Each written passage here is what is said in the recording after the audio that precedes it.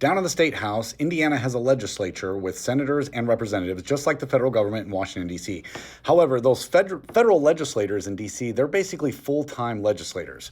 The House, the Senate in D.C. is in session all throughout the year. That is not the case in Indiana. Indiana operates what's called a part-time citizen legislature, meaning those lawmakers are not full-time year-round politicians. Instead, they meet for a limited portion of the year and often maintain careers outside of the state house. I once had an old dog politician joke to me that the system was created to cater to farmers because the legislative work happens during the winter and then those folks go home and they're home by spring. Then that's when you would be planting and tending to your crops.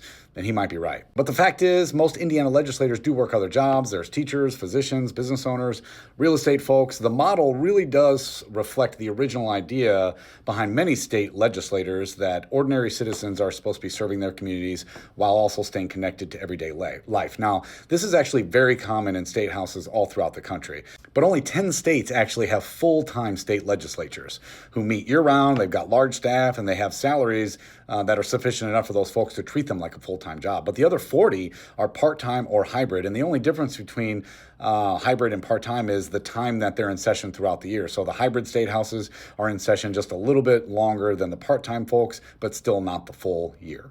Now, what that schedule actually looks like, well, here in Indiana, we actually use a 2-year cycle. So in odd number years, lawmakers will hold what's called the long session, and that can last up to 61 days, and it goes until April 30th.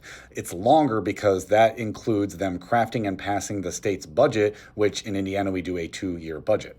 So in the even number years, they meet for what's called the shorter session, and that lasts only up to 30 days, and it has to end by March 15th. It's a shorter session because they don't do anything to do with, they have nothing to do with the budget, but they just handle regular legislative business.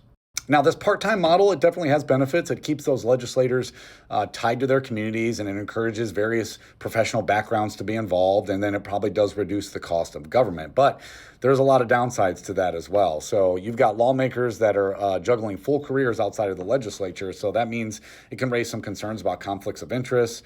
There's strains around scheduling, and then in the end, they sometimes have to rely really heavily on lobbyists and staff because their time is so limited.